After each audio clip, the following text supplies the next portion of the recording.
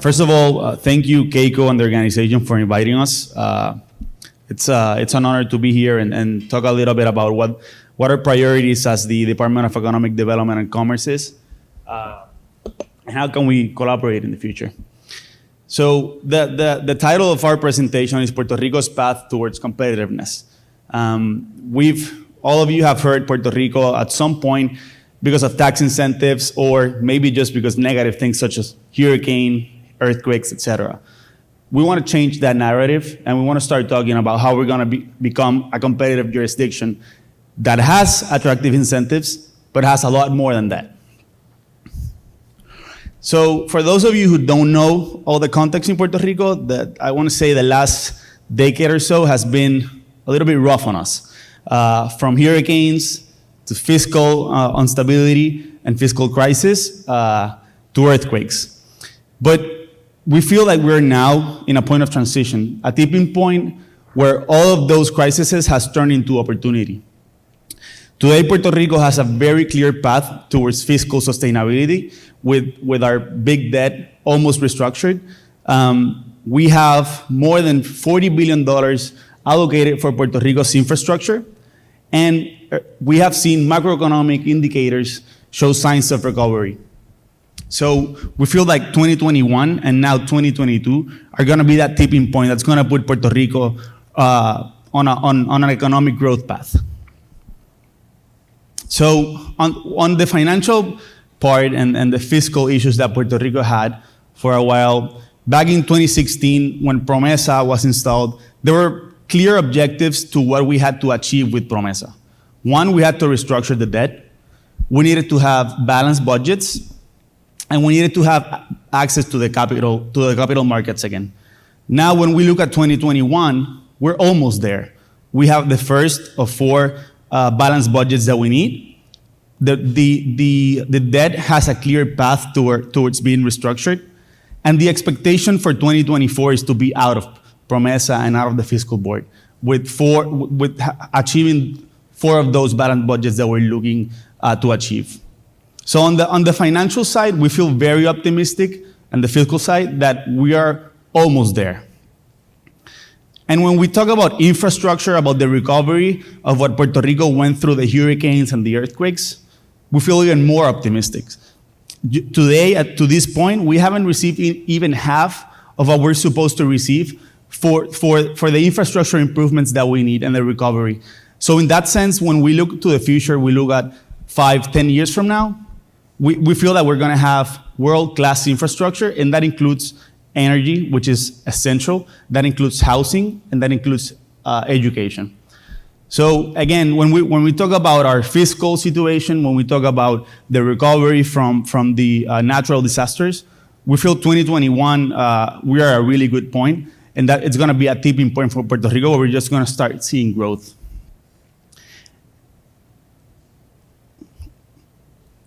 And when we look at the macroeconomic indicators, in pretty much the biggest industries, we're seeing just that. Housing, construction, banking, manufacturing, which has been the biggest industry in Puerto Rico for a while. We're seeing the highest employment in manufacturing in the past 5 years. And when we look at tourism, we're recovering record room tax revenues. So tourism is coming back, manufacturing is coming back, housing and construction haven't even started. What we're looking in the next 10 years, all of these indicators will start just going up. However, that is just one half of our strategy. That's one part of how we're going to achieve the growth that we're looking for. On the other side, we need to become competitive, right? And we as DDEC, as the Department of Economic Development, has set a strategy for 6 pillars that we need to get right. That we feel that if those 6 pillars we're strong, we have competitive advantage on them, any sector can be sustainable, any sector can grow in Puerto Rico. So, and I'm not gonna talk in detail of these 6 points, but we have initiative in all of them. I just wanna briefly describe our approach towards competitiveness in these 6 pillars. First of all, world-class logistics and connectivity. When we talk about manufacturing industry, we have a legacy of about 60 years in biosciences. We have what we feel can be a very strong logistics center, but we have to work on our capabilities, from the airport side to the transportation, and eventually to add connectivity that will make us more competitive when trying to attract new production lines, especially now that the US is putting a lot of emphasis on the reshoring and nearshoring initiative. Digitalization, which is very, very relevant to you guys probably. There is a big gap in the digital transactions in the economy. When we look at how can we go to another level and see more innovations, the digitalization of the economy is a big part of it. Our small and medium business area of the department is working very hard to give the skills and capabilities to small and medium businesses to go into the digital world and see more transactions and see more sales on the digital side. The permit process, which has been one of our biggest opportunities for years. The Secretary has made very, very clear that the permits process is his top priority.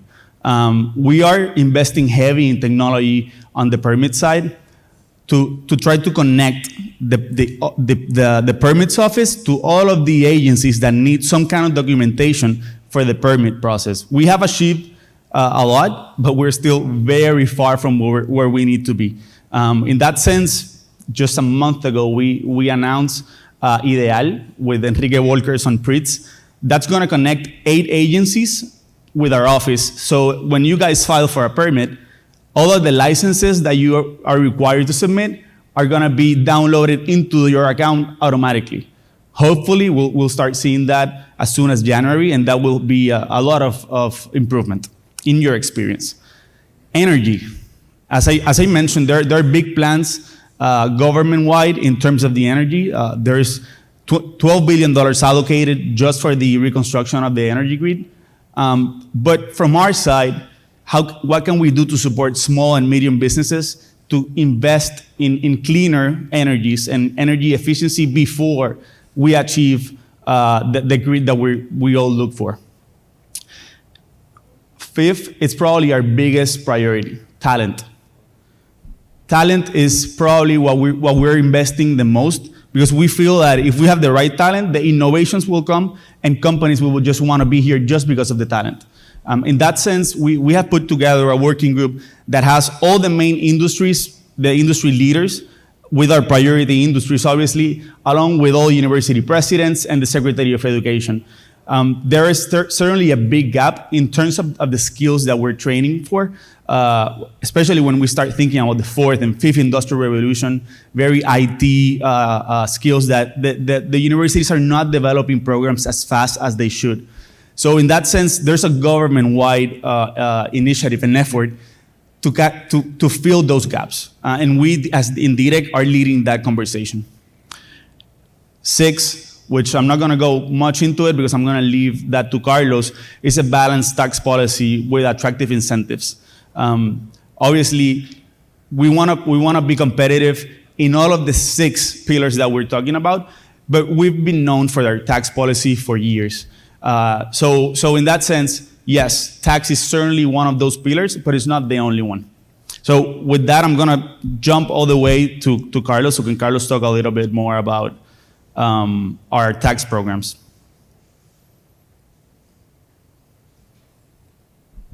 So let's talk about incentives. By way of introduction, my name is Carlos Fontan. I'm the director of the Office of Incentive of the Department of Economic Development. And at the department, our mission, among others, is to attract new investors, new business opportunities to the island to foster our economy. And our office particularly, we try to accomplish that by implementing the provision of the Puerto Rico Incentive Code. And the mandatory question is, what is the Puerto Rico Incentive Code? And basically, the Incentive Code encompasses what were 40 previous incentive acts into one bill, that is Act 60, and into one agency, that is the Puerto Rico Economic Development Department.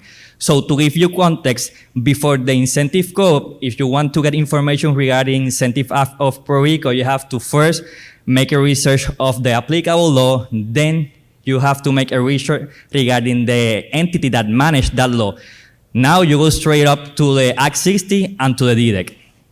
And as you can see, the Puerto Rico Incentive Code covers many, many industries: individual, export, finance, visitors economy, manufacturing. But today I'm gonna focus on two of our more popular programs: individual investor, that was known as Act 22, and export services, that was known as Act 20. And for purposes of individual investor, eligibility, who is eligible for an individual investor decree? Basically, if you were not a resident of Puerto Rico between 2006 and 2012, you are eligible for an individual investor decree. And once, if you apply and you get the decree approved, what are the requirements? The first requirement is that you have to buy a home in Puerto Rico. That's the difference between Act 22. Under Act 22, you didn't have to buy a home. Under Act 60, you have to buy a home. Also, you have to make donation, annual donation of $10,000. But there is a waiver on the first years.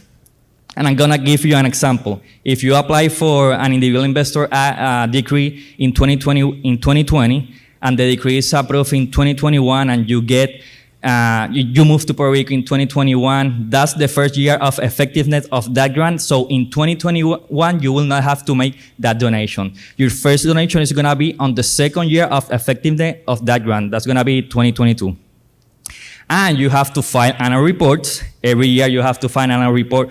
That is our oversight tool. And you have to maintain your bona fide residency in Puerto Rico. And for purposes of the IRS code, if you spend 183 days during a calendar year in Puerto Rico, there's a presumption that you are a bona fide resident of Puerto Rico, but keep in mind, you have to comply with the IRS requirements. So you have to comply with the present test, with the home test, and the closer connection test. And what about the benefits? Once you become a bona fide resident of Puerto Rico, you will not pay any taxes in interest. You will not pay any taxes in dividends. You will not pay any taxes on capital gain. And if you move to Puerto Rico, and if you had a capital gain, and you realize that capital gain within 10 years after becoming a resident of Puerto Rico, that capital gain will be subject to the ordinary tax rate of Puerto Rico. On capital gains, right now it's not 10%, it's 15%. But if you recognize that capital gain after 10 years of becoming a resident of Puerto Rico, that capital gain will be subject only to a tax rate of 5%. And all individual investor decrees expire on the same day, December 31, 2035. So it doesn't matter if you have an Act 22 grant that was approved in 2015 or an individual investor decree that was approved in 2022, all expire on the same day, December 31, 2035. And before finishing with this topic, I want to point out 2021 is the year with the most decrees approved under the program of individual investor. We have approved more than 1,000 decrees. The previous year, the previous record was 2018, I believe there were like 900 decrees approved, but now we have broke the record. And let me add, Carlos, we still have the same amount of lawyers in the office, but the volume of applications have more than tripled. So if you're waiting for a decree, understand that the volume is just extremely high versus the capacity that we have on the office. So basically, monthly we approve basically 100 decrees, but we get like 150 applications. So the program has been very successful. So now let's start to talk about the other program, sport activities. Sport activities is the equivalent to Act 20. And who can apply for sport activities? You have to be an entity or an individual in order to apply for a sport activities degree.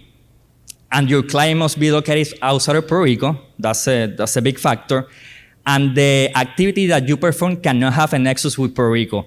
And there are different scenarios regarding nexus. If you provide services to the government of Puerto Rico, that activity will not be eligible. If you provide services to a person who is located outside of Puerto Rico, but that services is related to an activity that is in Puerto Rico, that activity will not be eligible. And I'm going to give you an example. You provide property management services to a client located in New York, but that service is related to an entity, to properties located in Puerto Rico. That service results in the boomerang effect because your client is outside of Puerto Rico, but the property is located in Puerto Rico, so that activity will not be eligible under Act 20. And these are the services that are in the incentive code. Our most popular services are consulting services. Nearly 40% of the decree on the Act 20 are for consulting services. And what about the benefits? The income tax rate is going to be 4%. The real property tax exemption is going to be 75%. The municipal license exemption is going to be 50%. And the dividend, you will not, as an owner of an Act 20 or export activity grantee, you will not pay any taxes on dividends. And the tax exemption period is 15 years. And if you comply with all the terms and conditions of that decree, you can extend that for 15 additional years. And there is a minimum employment requirement. Under Act 60, is the volume of business of the entity is above $3 million, there's an employment requirement of only one employee. And basically, that's the presentation. If you have any question, you can contact us at the DDEC, or you can write us an email to application@ddec.pr.gov. Very easy. Carlos.Fontan. Mine is Humberto.Mercader @ddec.pr.gov. Feel free to email us any questions regarding taxes or anything else. Thank you for being here, Keiko. Thank you for inviting us, and hope you have a great rest of your day.